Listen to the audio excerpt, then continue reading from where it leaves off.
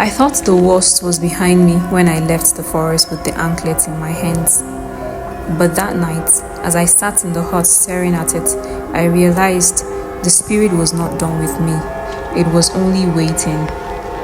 The villagers would not sleep, even though the field had been blessed again that day, even though the goat had returned fat from the pasture.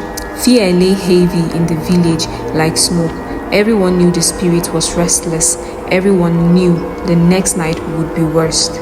The chief came to me as the moon rose. He looked tired, his cowries hanging loose in his grey hair.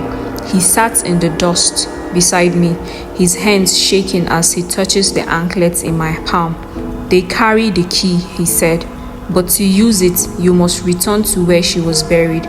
Only then can her spirit be set free." I swallowed hard. What must I do there? The chief's eyes filled with tears.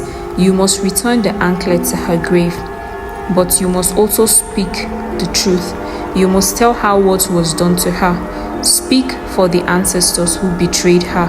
If you lie, she will know. If you are afraid, she will not forgive. And if you fail..." He did not finish. He did not need to. I already knew what he meant. The next day, I prepared again, the women painting my arms and chest with white chalk symbol to my staff. The old medicine men gave me a pouch of ash to scatter if the shadow came too close. The villagers stood back as I walked towards the forest again. No one followed, no one sang this time. The only sound was the crickle of my charms and the steady thump of my own heartbeat. When I reached the forest, the trees seemed taller, their branches twisted like clouds. The air was colder than before, and the path was gone, swallowed by roots and weed. But I stepped forward, the anklet tied to my belt. The forest did not wait long. The moment I crossed the shadow of the trees, the whispers began. "Olade." The voice dragged my name from the branch like a snake. I pressed my charm to my chest and kept walking. The laughter followed. At first, it was the child's giggle, light and sweet, but then it grew deeper, a man's laugh and a woman's. Then many voices together, rising and falling like a market filled with people. But there were no people, only trees. When I reached the stone cycle again, the earth shook beneath me. The anklet on my belt grew hot, burning my side. I pulled it free, holding it in my hand.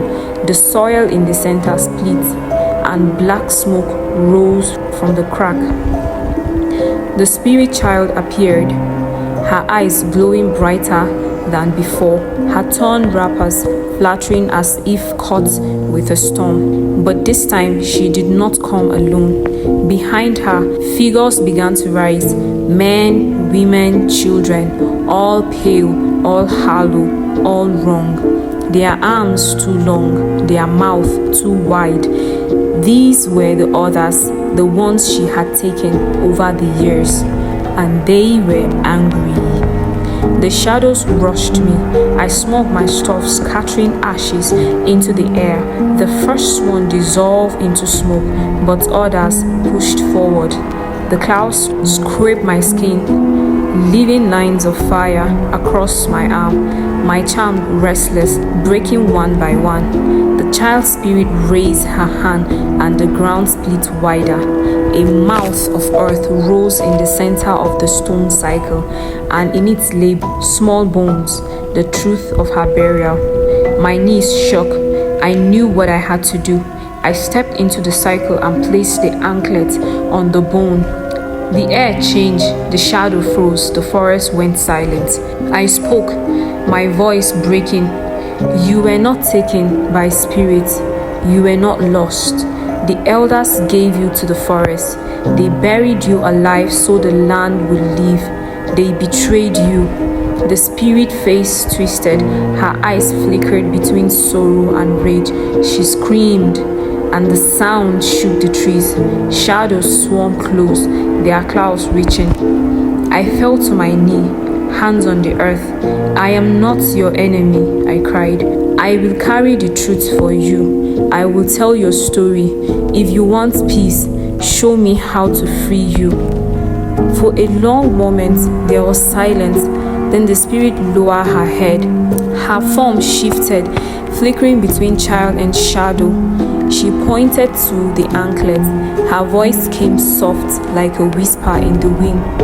Break the chain, burn the soil that holds me. My heart sank. The anklet was the key, but breaking it means breaking the bond of blessing. The rich land, the fat goat, the green field, all of it was tied to her pain. I looked at the villagers standing far beyond the forest edge, their face pale, their hands pressed to their mouth. They were watching, waiting. Would they let me break the curse if it means losing their blessings? The shadow pressed closer, their mouth opening in silent scream. The spirit child eyes glow hotter, brighter, burning into mine. If you do not free me, she said, I will not walk alone next time. I will bring all the others. The ground crackled deeper, roots snapping. The forest roared like a living beast. Into my fist and my hands shaking. The bone mold beneath me pulsed with heat. I knew what I had to do, but I also knew this choice was not mine alone. I stumbled back out of the forest at dawn, the anklet still in my hand. My body was covered with scratches, my voice hoarse from shouting. The villagers rushed to me, eyes wide with fear. The chief fell to his knees before me. Tell us, he begged. What must be done? I raised the anklet high, the morning sun shining on its cracked beats. My voice carried through the silent crowd. To free her, we must break this. We must burn the soil where she lived. But know this, when we do, the land may never be the same. Your blessings may be gone. Gaps filled the air. Women covered their mouth. Men lowered their heads. Children clung to their mothers' wrappers. The chief closed his eye, tears running down his face. The spirit whispers echoes in my ear. If you fail, I will not come alone. That night I sat in the hut, the anklet lying on the mat before me. The chalk symbol around it glowed faintly into the firelight. My staff leaned against the wall. Outside, the forest loomed darker than the sky. I knew the next night would decide everything.